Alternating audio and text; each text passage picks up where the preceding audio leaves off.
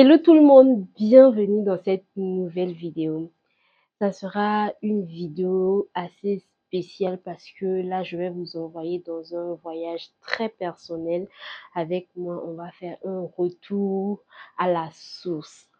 Euh, Cette idée de vidéo, je l'ai depuis quelque temps, mais ce qui a déclenché, ce qui m'a donné le déclic, c'est surtout ma dernière vidéo. J'ai un ami qui m'a découvert à travers cette vidéo et il m'a laissé un message, il dit qu'il apprécie ce que je fais et tout, mais il a vu mon parcours, comment est-ce que j'ai quitté mon pays pour venir construire une nouvelle vie dans un autre pays, que c'est très bien que je puisse partager cela avec vous. En y réfléchissant, c'est vraiment bien. Il faut d'abord retourner à la vraie source, d'où je viens, quelles sont mes origines. Quoi qu'on dise, mon pays a été très très longtemps méconnu. Grâce à Dieu, actuellement, avec l'avènement des réseaux sociaux, et il y a eu plein d'autres événements qui se sont passés dans le pays. Ça nous a aidé à ce que les gens puissent un petit peu nous connaître, mais c'est pas encore bien cela.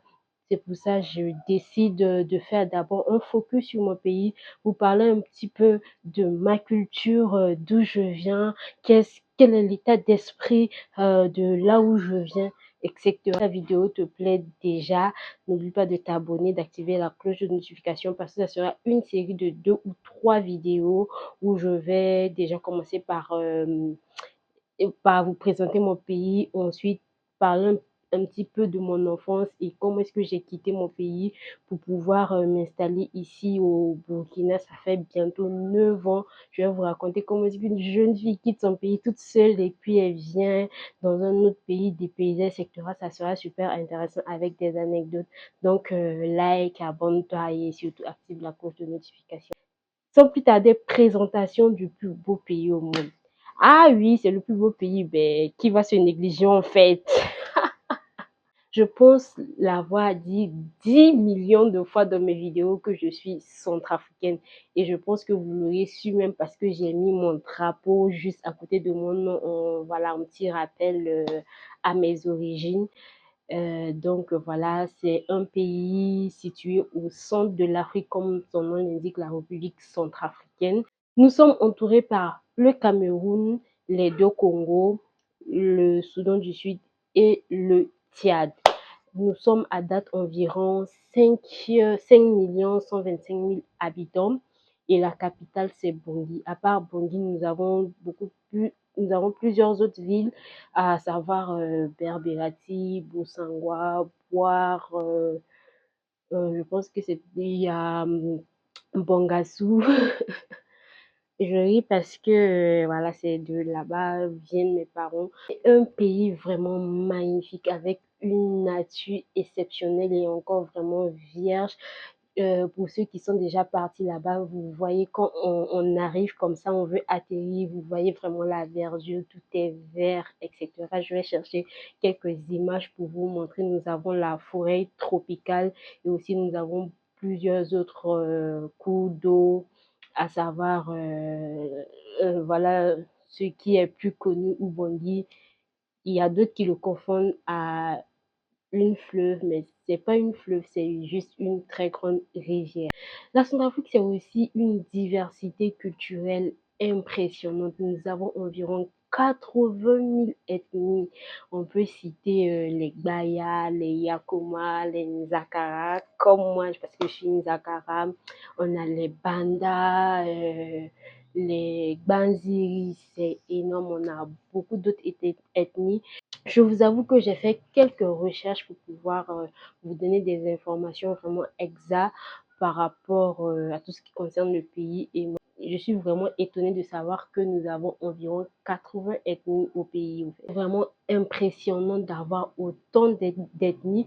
Et il faut aussi savoir que chaque ethnie a sa culture, a son plat, a sa langue, a aussi ses danses, etc. Et parlons de langue, la langue officielle en Centrafrique, c'est le français. Mais outre le français, nous avons une richesse, mais une grâce de Dieu, que nous avons une langue parlée dans les 4 coins du pays.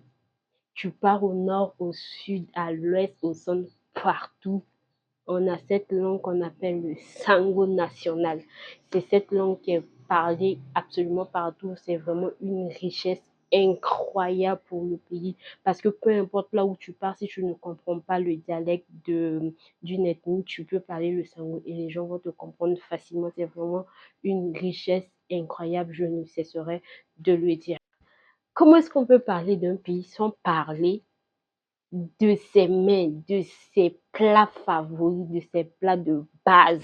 Et chez nous, le plat de base, c'est le gozon national, une pâte faite à base de la farine de manioc et c'est vraiment consommé par presque toute la population.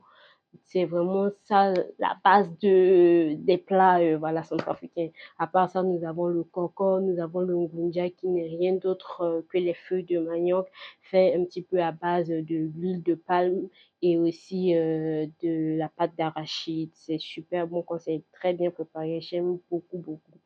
Et à part ça, nous mangeons beaucoup le poisson parce que voilà, nous avons un petit peu d'eau et vaut mieux s'en servir. On a vraiment du bon poisson là-bas et je pense que ça, c'est bon pour les Yakouma parce que les Yakouma, c'est ceux qui aiment vraiment le poisson au fait. Donc voilà vraiment ce que nous mangeons, nous consommons au quotidien. À part ça, nous avons des petits trucs que tu peux rencontrer dans la rue. On va parler de pain de guerre. Pain de guerre. Je pense que ça aussi c'est fait à base du manioc un peu grillé, à base du féculent de manioc. Comment on appelle ça? On fait griller ça au feu avec un peu d'arachide, c'est super bon. On a aussi en petit déjeuner, on prend beaucoup des beignets faits à base de farine avec du café ou bien avec de la bouillie fait à base de riz. On a vraiment beaucoup de nourriture et je pense que on est l'un des pays où on mange super bien. Surtout les femmes préparent super bien. C'est vraiment rare de trouver une femme centrafricaine qui ne sait pas préparer. Ça, franchement, accordez-nous ça au moins. On sait trop bien préparer. Ah, moi en tête, moi je sais très bien préparer. Voilà, en plus de la nourriture, je vais parler du côté culturel. Vraiment, je suis très contente parce que on a beaucoup de jeunes qui actuellement fait la promotion de nos danses, de nos musiques là-bas. Je citerai le grand frère Ozaguin, il y a le groupe Énigmatique et aussi les cartes qui fait, je sais pas si je prononce bien son nom, désolé si j'écorche un peu, qui fait un carton sur TikTok avec sa dernière chanson. Statut visé, je pense que c'est ça le titre, c'est super intéressant. Beaucoup de comédiens, des humoristes que je découvre sur TikTok, vraiment, c'est super de voir les frères et sœurs s'épanouir comme ça. Et en plus, vu que nous sommes sur les réseaux, on permet à d'autres personnes de pouvoir connaître notre culture, de voir qu'est-ce qu'on peut proposer en matière de musique, parce que jusque-là, c'est rare encore de voir quelqu'un à l'étranger qui connaît nos musiciens. On n'a pas de stars phares au fait, à part ceux que je viens de citer qui sont un petit peu connus, mais c'est pas encore ça. Je voyais une vidéo, je ne le connais pas, d'un centrafricain aussi qui parlait que jusqu'à présent, on n'a même pas un artiste qui a atteint le million sur YouTube.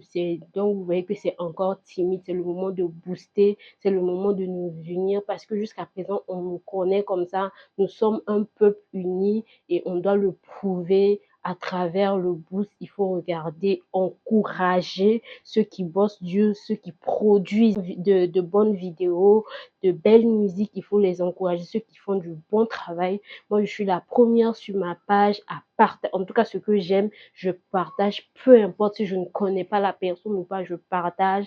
Je fais le challenge des musiques, des artistes que je ne connais pas mais qui me plaisent. Tout ça, c'est parce que nous voulons que nous soyons connus, nous voulons être vus à l'international. Ça peut ouvrir des portes à certains. Euh, Je pense que c'est à peu près tout ce que je peux vous dire sur mon pays. Voilà, j'espère que à travers cette toute petite description, vous voyez un petit peu d'où je viens. Et voilà, je voulais aussi parler de l'état d'esprit des Centrafricains. Les Centrafricains n'aiment pas les problèmes. On est vraiment un pays, je vais qualifier ça, on est vraiment, on partage la joie. C'est un pays très chaleureux. On partage la joie autour de nous. Nous aimons la fête. Nous aimons vivre. Un bon centrafricain aime vivre. Au fait, voilà, c'est notre identité. Les gens nous connaissent. On aime faire la fête et c'est ça. Nous, on ne veut pas trop de problèmes. Malheureusement, nous avons eu la guerre ces derniers temps et ça a affecté beaucoup. Mais vous voyez, même en dépit de tout ça, nous continuons à aimer la fête, nous continuons à aimer partager la joie. Donc, ça montre aussi notre résilience, ça montre aussi notre optimisme parce que nous rêvons à un avenir meilleur où chacun vive bien, chacun est bien chez lui, chacun peut bien profiter de sa famille. J'espère qu'à travers cette vidéo, je vous ai emmené un tout petit peu, un tant soit peu dans mon pays et que vous aurez appris, voilà, un petit peu sur mon pays. On va se retrouver dans une prochaine vidéo, je pense que c'est la semaine prochaine, où je vais vous parler de mon enfance, de comment est-ce que j'ai grandi jusqu'à quel moment j'ai quitté le pays. Donc, si tu as aimé, n'oublie pas de liker, de commenter, surtout de t'abonner pour voilà, pour pouvoir voir les autres vidéos. Surtout, active la cloche de notification pour elle, le tout premier à voir la vidéo. Si vous avez d'autres éléments à rajouter, n'oubliez pas de mettre en commentaire et surtout de partager la vidéo. On se retrouve très prochainement pour la suite voilà, de cette série de vidéos. Je vais vous parler de mon enfance, comment j'ai grandi et à quel moment j'ai pu quitter le pays. Et donc, voilà. Abonne-toi, like, surtout active la cloche de notification. À très bientôt. Bisous.